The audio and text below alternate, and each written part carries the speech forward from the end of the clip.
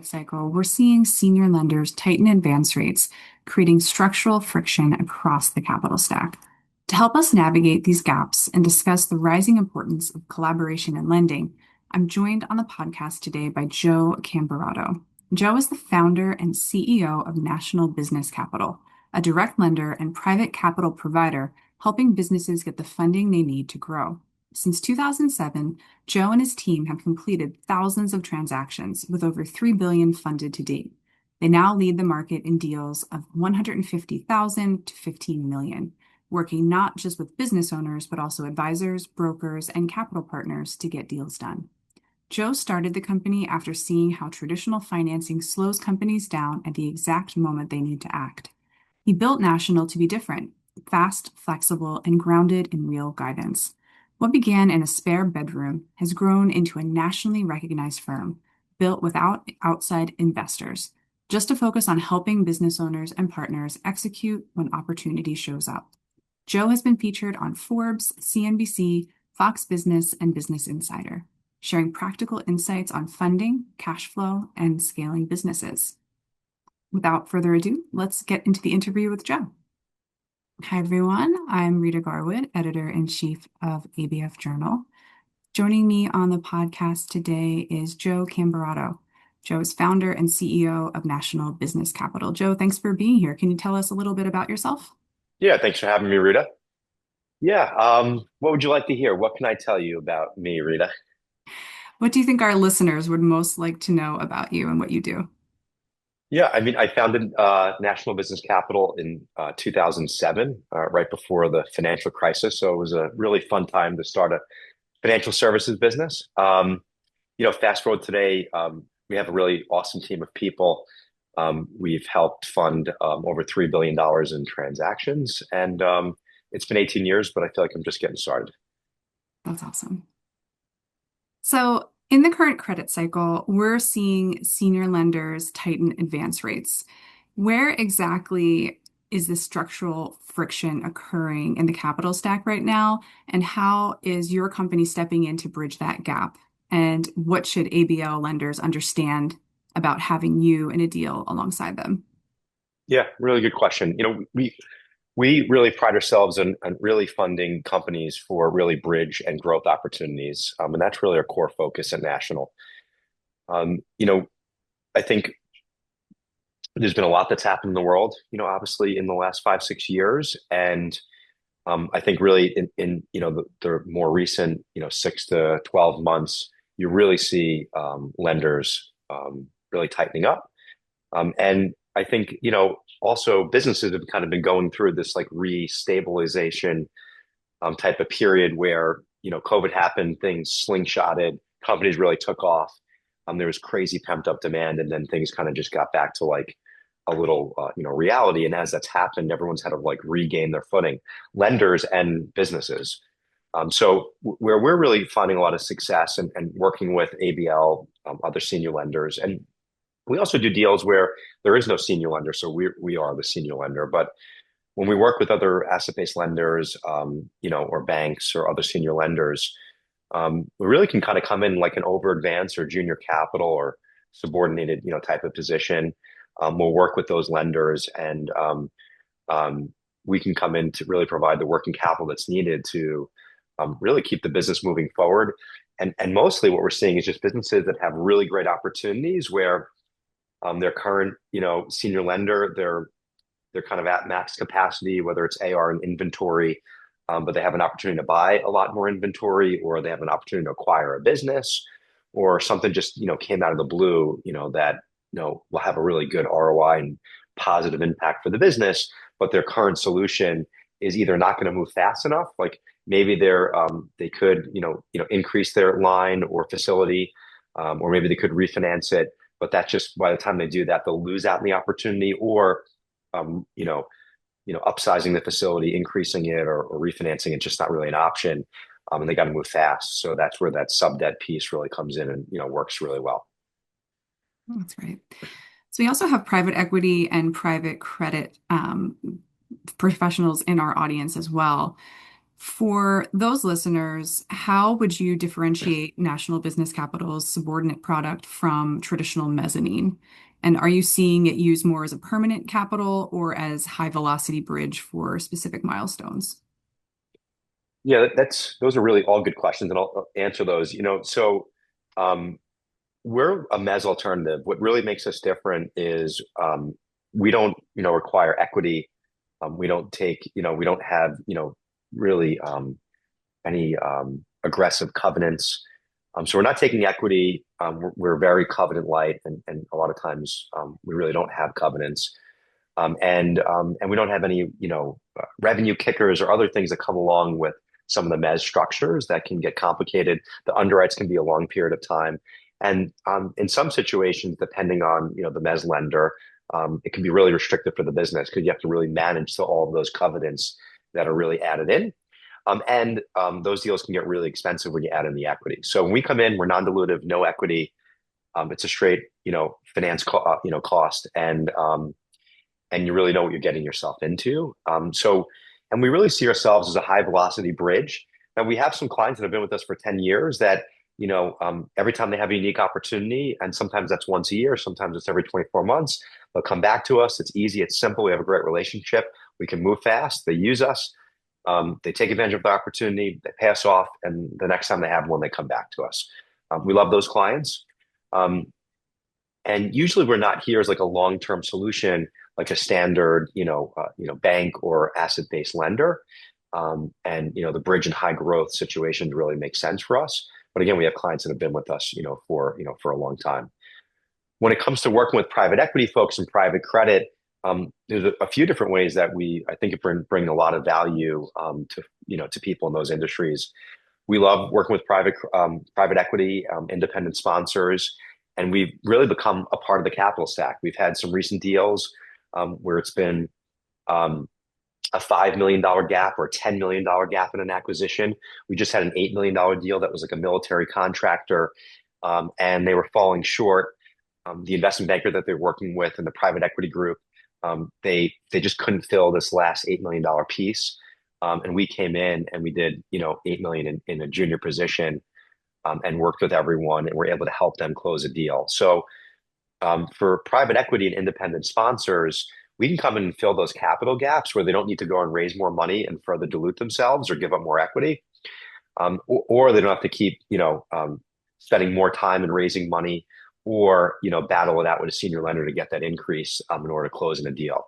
And we'll do those situations as like small as 500,000 up to about 10, $12 million. So it can be a real big value add and really helpful for private equity when they're trying to get a deal closed and across the finish line. When we're working with private credit, most private credit lenders are really focused on $10 million transactions and higher. So when there's a transaction that's below that, a lot of times we'll work with those lenders, and they'll pass them off to us, and we'll come in and step in, and we're really great at $10, $12 million deals and under. So we can really be helpful there and like a power partner for them. And vice versa. If we have a deal that's larger, and sometimes we'll loop folks in like that to take a look at it. Another thing too is sometimes we've seen private credit deals where they want to do 10 million or 20 million, and they still need another million or 2 million or $5 million, and they're just kind of at capacity what they're able to do, based on their guidelines and underwriting, and credit policies. We might come in with them in a junior position where they'll do, 10, and we'll do, the 2 million to get to 12, or, the little 10 and we'll do 5. So we really pride ourselves in working with other lenders, private credit groups, and independent sponsors and private equity, and helping being, a partner.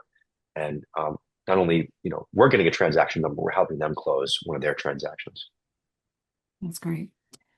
So how do you approach sponsor-backed deals differently from non-sponsored transactions, given that private equity-backed borrowers bring a different information quality and exit timelines and sponsor support? How does that shape the way that you underwrite and price subordinate risk?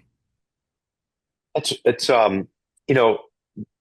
really, to be honest, it doesn't actually matter to us. We don't really necessarily underwrite those differently. Obviously, if we have a deal that's sponsor-backed, and it's a really strong, sponsor, really great well-known group that's been, has a great track record and good reputation.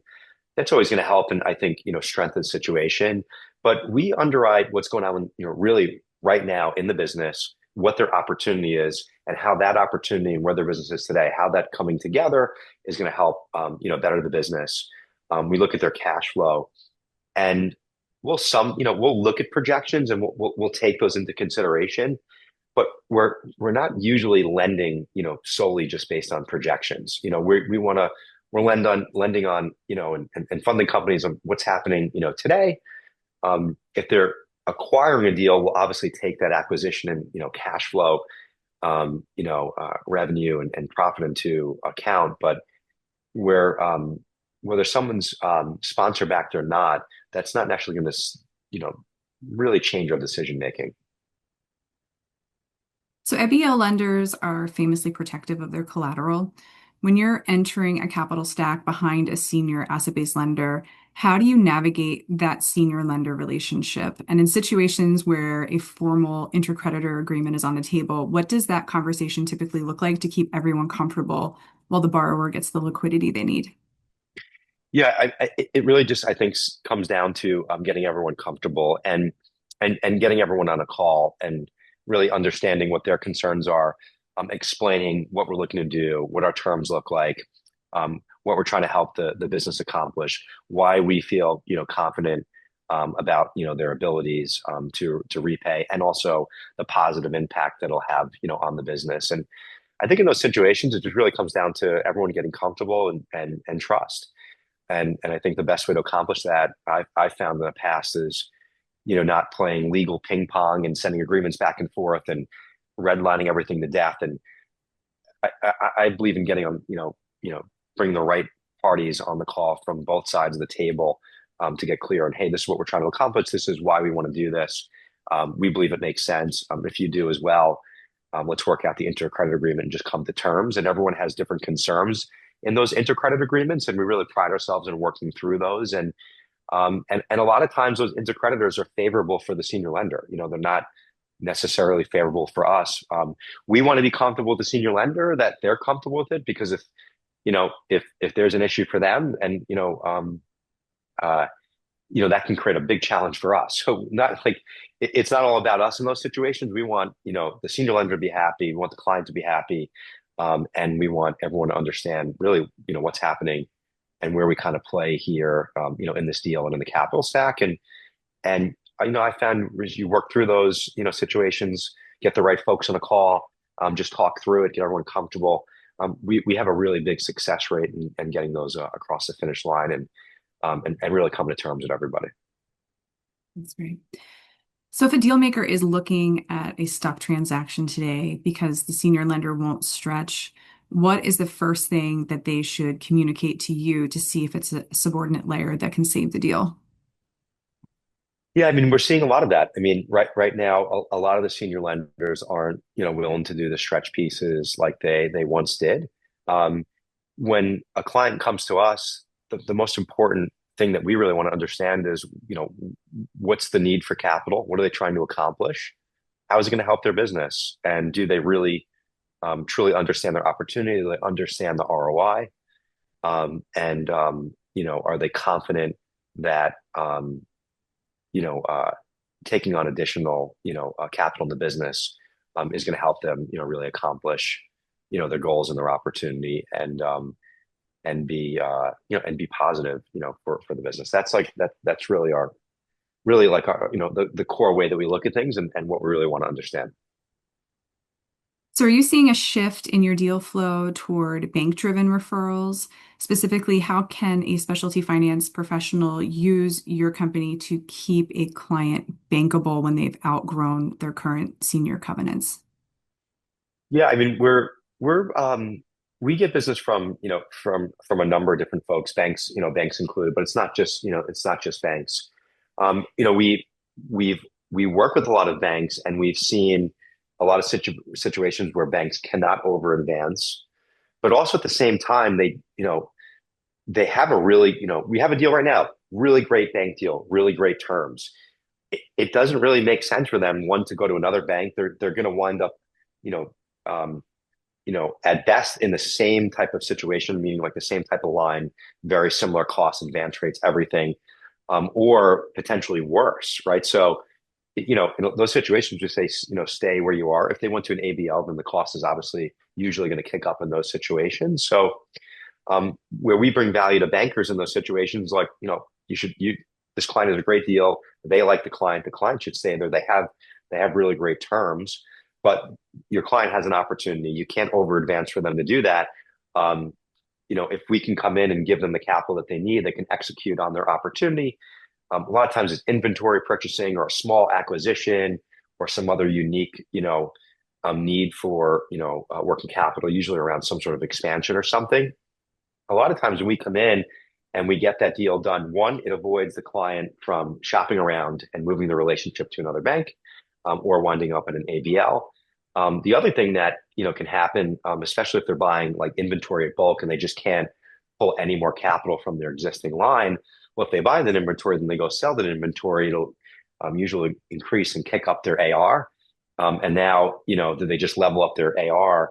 And does that actually help the bank now increase their line or give them the ability to advance more from the bank? So it can wind up being a win-win for everybody. The bank can win because they can deploy more capital because now they have more AR that maybe they needed and inventory.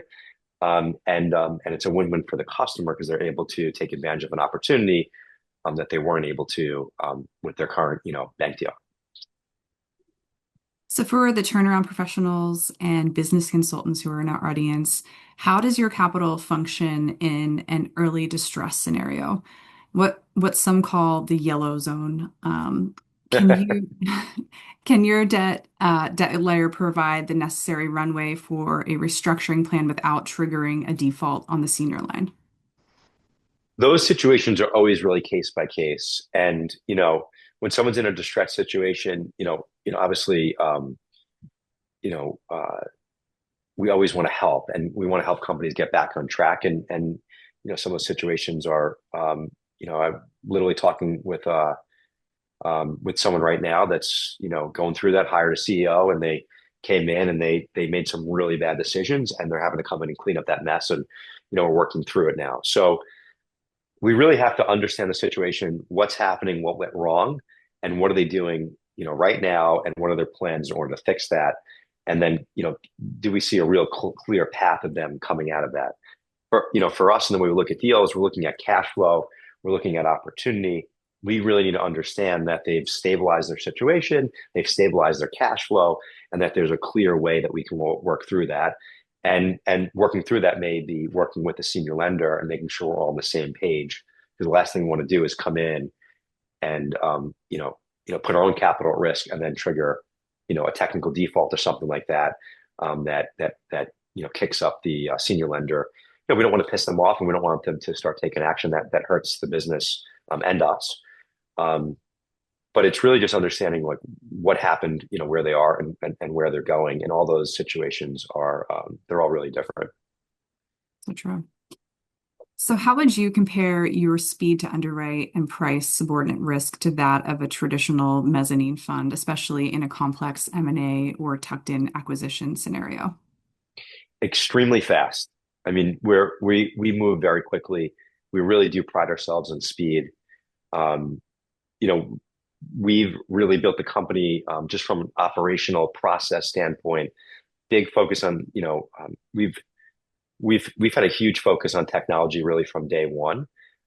We also have really great team of people here, and we can, we package up deals very fast. We have a whole dedicated processing department that works with our sales team, along with our technology that can get everything really in.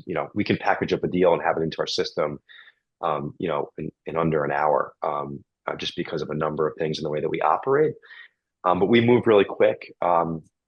That $8 million deal that I mentioned to you, we underwrote that and got it funded in a week. And that was subordinated. I mean, that was really fast. It was all hands on deck. There's 5 people from our team that were working on that. We spoke with the client and one of our referral partnerships, and they reached out to us on a Friday night. They got us everything over the weekend. We had a call set for first thing Monday morning. We did a site visit on Wednesday, Thursday, and we funded the deal on a Friday. So we moved really, really quickly. So it was a unique situation. We really loved the founders who were ex-military, Marines, super structured, built a really great business, really scaled, grew it. The acquisition made a ton of sense, and they were going to lose out on it, not because of us, but because someone else dropped the ball. We were looped in by someone that we've had a great relationship for a very long time and said, hey, can you help here? I don't know if this is going to be possible, and sorry to put you under the gun, but we did what we had to do, and it was all hands on deck, and we were able to make it work. So that's a pretty fast situation, but we usually can underwrite deals in 5 to 10 business days, and fund companies in 5 to 15 business days. When the transactions get more complex, when it's acquisitions, when there's multiple parties involved, decision making, back and forth. I mean, it usually deals, as far like underwriting and us reviewing it and getting an offer out and having a solid offer and approval. We're very quick to make that happen, but usually what slows that down is when there's another party in the mix, if it's an acquisition, so a buyer or seller, or it's just some sort of an opportunity where a number of things have to line up, and they're trying to get all the pieces in order before they can move forward. So interest rates have been higher for longer than expected for a while now, and we keep hearing that they're supposed to go down, but have not gotten to the level that we would like them to be. How are you and your private equity partners evaluating the hurdle rate for sub debt?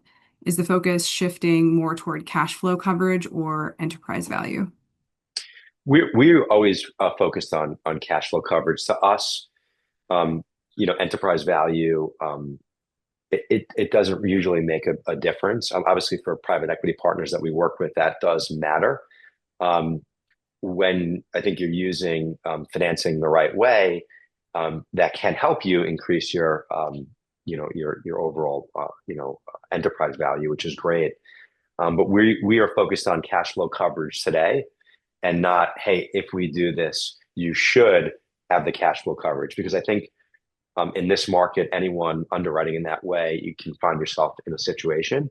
So we want to understand that you can really, cover this today, unless it's an acquisition and we're funding you as that acquisition closes, and we're confirming it closes and maybe funding in escrow or whatever, where, the synergy together, and we've underwrote the new cash flow with the current cash flow, that's a little bit different. But we want to be clear that your cash flow coverage, the way it stands, makes sense. That makes sense.